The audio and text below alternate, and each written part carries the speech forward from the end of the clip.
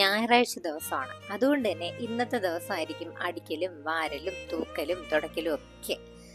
എനിക്ക് ആകെ സൺഡേസ് മാത്രം കേട്ടോ വ്ളോഗ് എന്തെങ്കിലും എടുക്കാൻ പറ്റുക.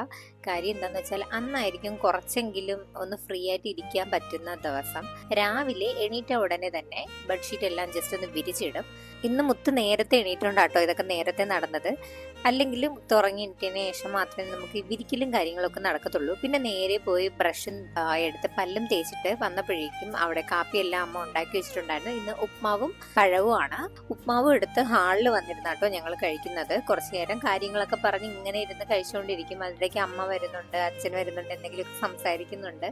ഇതെല്ലാം കഴിഞ്ഞിട്ട് ഇനി അടുത്ത ജോലിയിലോട്ട് പോകണം. മിക്ക സൺഡേസും ഞങ്ങൾക്ക് എന്തെങ്കിലും സ്പെഷ്യൽ ഉണ്ടായിരിക്കും. ഇന്നത്തെ സൺഡേ നമ്മൾ ചൂര ബിരിയാണി ആട്ടോ വെക്കാൻ പോകുന്നത്. അച്ഛൻ വലിയൊരു ചൂര വാങ്ങിക്കൊണ്ട് വന്നിട്ടുണ്ടായിരുന്നു. അമ്മയായിരുന്നു മീനിൽ കൈവച്ചത്. പക്ഷെ അമ്മയെ കൊണ്ട് പറ്റാത്തത് കൊണ്ട് മുത്തായിരുന്നു പിന്നെ മീൻ വന്ന് വെട്ടിമുറിച്ച് വെച്ചത്. അപ്പോൾ അവിടെ മീൻ മുറിക്കുന്ന ഗ്യാപ്പിൽ ഞാൻ ഇവിടെ എല്ലാം അരിഞ്ഞു പറക്കി എല്ലാ ആവശ്യത്തിനുള്ള സാധനങ്ങളെല്ലാം റെഡിയാക്കി വെക്കുന്നുണ്ടായിരുന്നു.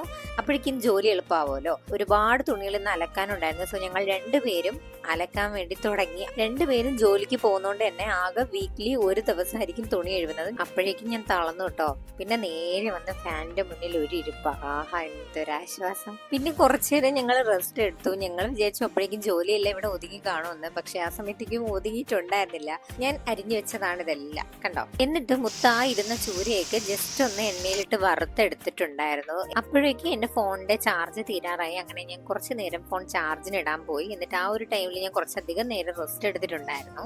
കുറച്ച് സമയത്തെ ഇടവേളയ്ക്ക് ശേഷം ക്ഷീണം അകറ്റാൻ വേണ്ടിയിട്ട് ഞാനൊന്ന് കുറച്ച് നാരങ്ങ വെള്ളം കലക്കി എല്ലാവർക്കും വേണ്ടിയിട്ട് നാരങ്ങ വെള്ളം കലക്കിയിട്ടുണ്ടായിരുന്നു. പിന്നെ അതിൻ്റെ ഇടയ്ക്ക് വെച്ചിട്ട് സലാഡിനുള്ള കാര്യങ്ങൾ ഞങ്ങൾ ചെയ്യുന്നുണ്ടായിരുന്നു. ഓരോരുത്തർ ഓരോരോ ജോലിയായിട്ട് ചെയ്യുമ്പോൾ പെട്ടെന്ന് തീരും. ഞങ്ങൾ ഇത്തവണ വെറൈറ്റിക്ക് സലാഡ് ഉണ്ടാക്കിയത് ഈ ഒരു വെജിറ്റബിൾസ് കട്ട് ചെയ്യുന്ന ആ ഒരു മെഷീനിലാട്ടോ. അങ്ങനെ ട്രൈ ചെയ്തിട്ടില്ലാത്തവർ എന്തായാലും ട്രൈ ചെയ്ത് വെക്കുക, അതോടെ ചീത്തയായിക്കോളും. സീരിയസ്ലി ഇത് അടിച്ചതിന് ശേഷം എന്തിട്ടാണോ എന്തോ ഈ ഒരു സംഭവത്തിന് ശേഷം പിന്നെ ഈ ഒരു സംഭവം വർക്ക് ചെയ്യുന്നേ ഉണ്ടായില്ല. അങ്കത്തട്ടിൽ ബാലൻസ് ഉള്ള പണികളൊക്കെ നടക്കുന്നുണ്ടായിരുന്നു.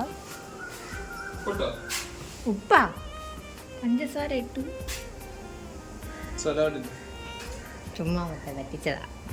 അങ്ങനെ സലാഡും റെഡിയായി. പിന്നെ ഒട്ടും നിൽക്കാൻ വയ്യായിരുന്നു. ഞാൻ അപ്പോഴേ പിന്നെയും പോയി റൂമിൽ റെസ്റ്റ് എടുക്കാൻ വേണ്ടിട്ട് പിന്നാലെ മുത്തും വന്നായിരുന്നു.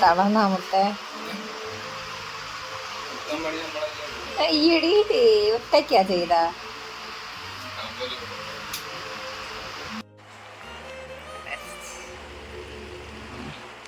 റെസ്റ്റിംഗ് എല്ലാം കഴിഞ്ഞപ്പോഴേക്കും ദം പൊട്ടിക്കാനുള്ള ടൈമായി. ആ ടൈമിലേക്ക് അച്ഛൻ റെഡിയാക്കിയിട്ടുണ്ടായിരുന്നു. അച്ഛനും അമ്മയും കൂടി എല്ലാം റെഡിയാക്കിയിട്ടുണ്ടായിരുന്നു. അങ്ങനെ ഞങ്ങളുടെ ദം പൊട്ടിക്കുകയാണ് ഗൈസ്.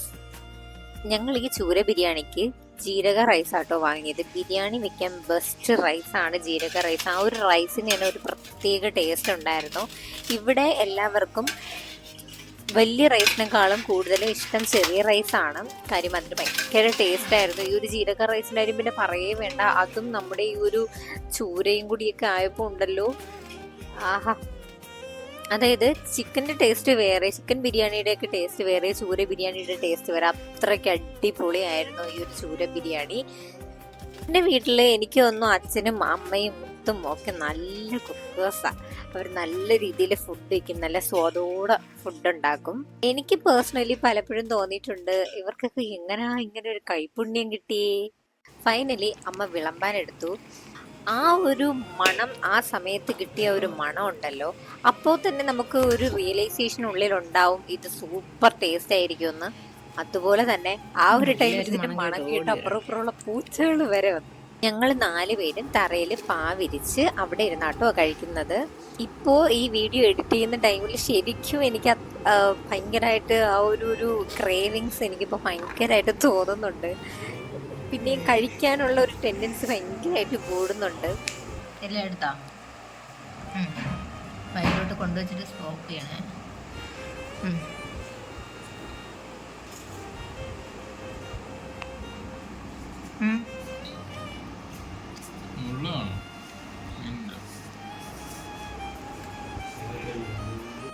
പിന്നെ എനിക്ക് ഭയങ്കര ധൃതിയായിരുന്നു. ഇവരുടെ വീഡിയോ ഒന്നും എടുത്തുകൊണ്ടിരിക്കാനുള്ള ഒരു സാവകാശം ഇല്ലാത്തത് കൊണ്ട് ഞാൻ ഇവിടെ സ്ഥലത്ത് സ്റ്റാൻഡിൽ ഫോൺ വെച്ചിട്ട് ഞാൻ കഴിക്കാൻ തുടങ്ങി.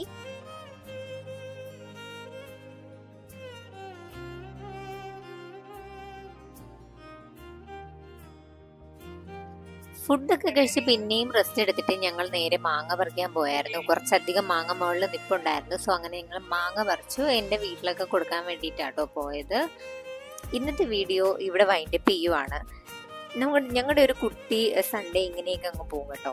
അപ്പോൾ ഇത്രേ ഉള്ളൂ ഇന്നത്തെ വീഡിയോ. നിങ്ങൾക്ക് ഞങ്ങളെ ഇഷ്ടപ്പെട്ടിട്ടുണ്ടെങ്കിൽ ഉറപ്പായിട്ടും ലൈക്കും സബ്സ്ക്രൈബ് ചെയ്യാൻ മറക്കരുത്.